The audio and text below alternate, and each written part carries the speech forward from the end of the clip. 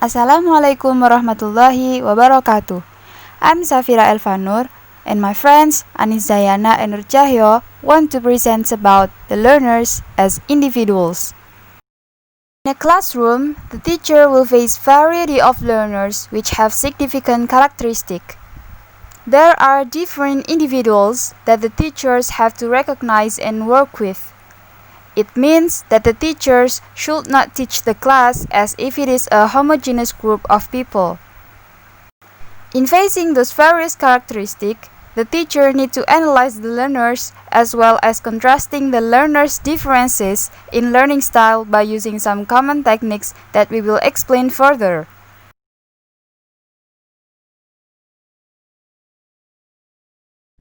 The first distinction among students is in the way of taking information. It deals with their sensory preferences. They may prefer to take new information by seeing it or listening to it or by learning it through physical means, such as touch and movement. In other words, it refers to VAK learning styles: visual, auditory, kinesthetic.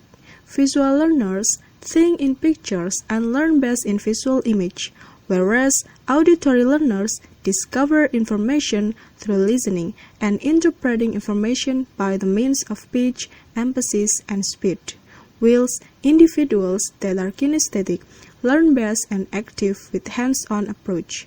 Therefore, in this case, it is better if teachers make sure that their input match students' preferred sensory channel, and if they design teaching approach that involve a mix of visual, auditory, and kinesthetic work. The second difference is in their intelligences. Gardner proposed a list consisting of 8 areas of human intelligence. Please take a look. The pictures clearly describe each areas. Linguistic, being good with word and language. Logical or mathematical, being good with numbers, math, logical process. Spatial, being good with pictures, diagram, visual representation. Bodily kinesthetic, being good with physical skills, sport, dance, acting. Musical, being good with music, noticing sound, recognizing tunes. Interpersonal, being good at communication and social skills. Intrapersonal, being intuitive and self-confident. Naturalistic, being good at recognizing and understanding aspects of natural world around us, such as animals and plants. So it is obvious that many teachers should think about students' different intelligences because it helps them planning lesson and teach.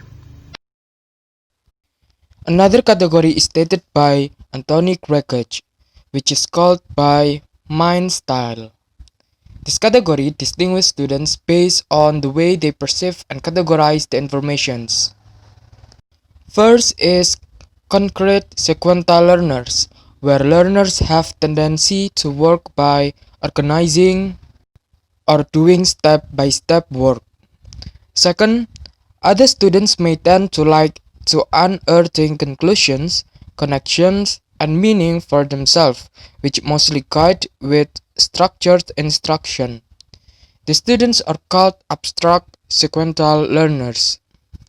Third, there's also students who called abstract random learners.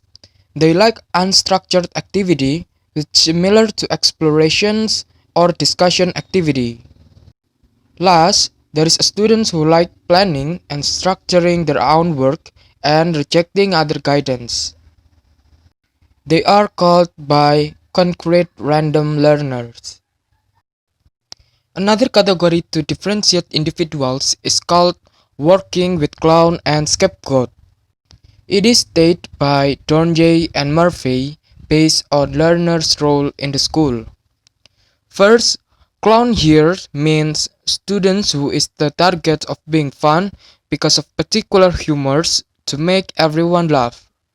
It's sometimes necessary to avoid too serious class atmosphere. Second, the scapegoat is the opposite. It is used to point out students who are offended of the blame, abuse, or even resentment. In analyzing individuals' characteristics toward those techniques, there are some tools that can be used to provide some useful information regarding to the various learners' learning style.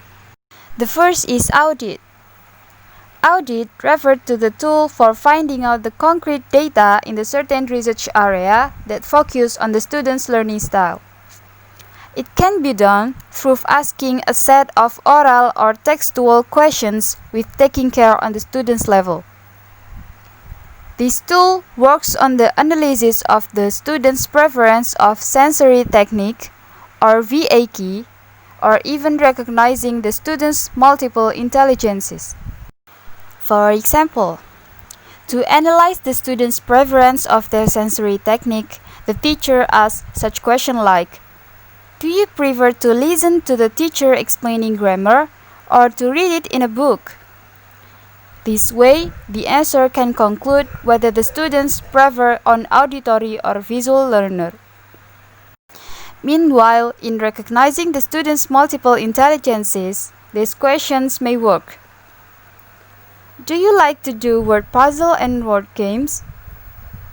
Do you fairly regularly write a diary, journal, or blog? And so on.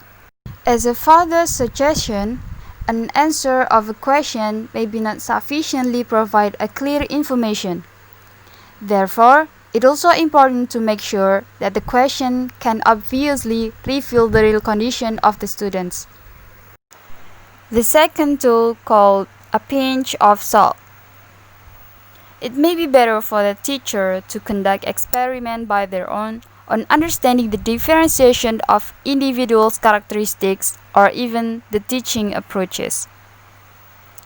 A pinch of salt means that taking a small grain of skepticism is also can be taken into consideration before barely and completely believe something, such as the existing theories.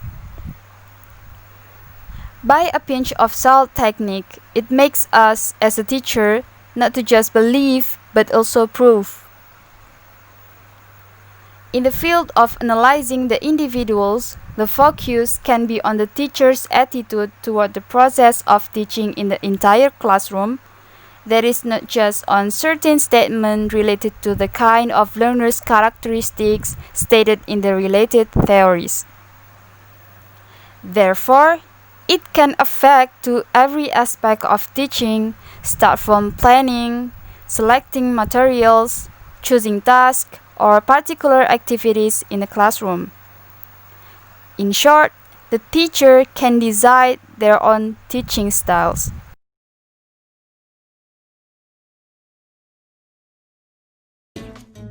As a visual learner, Jonathan finds it helpful to color code his notes. He finds it helps him to organize information and internalize it better. He also creates diagrams while studying, finding that they help him to better understand certain structures and ideas. Jonathan watches videos too, finding them helpful for extra information. Ruby is more of an auditory learner. She likes to study in a group and discuss the material with others. Sometimes she'll read her notes out loud because it helps her to hear what she's studying. In some classes, Ruby will record the lecture, with her teacher's permission of course, so that she can go back and listen to it later. Raya is a kinesthetic learner. She's got a lot of energy and likes doing things. Labs and hands-on activities help her to understand certain ideas and topics. Sometimes she'll review her material while she's walking around. She also likes to take breaks in order to release some of her energy, allowing her to focus when she returns to studying. Now, this doesn't guarantee that they'll all get the same grades, but by determining their learning style and finding study methods that work for them, they just might find themselves getting better results.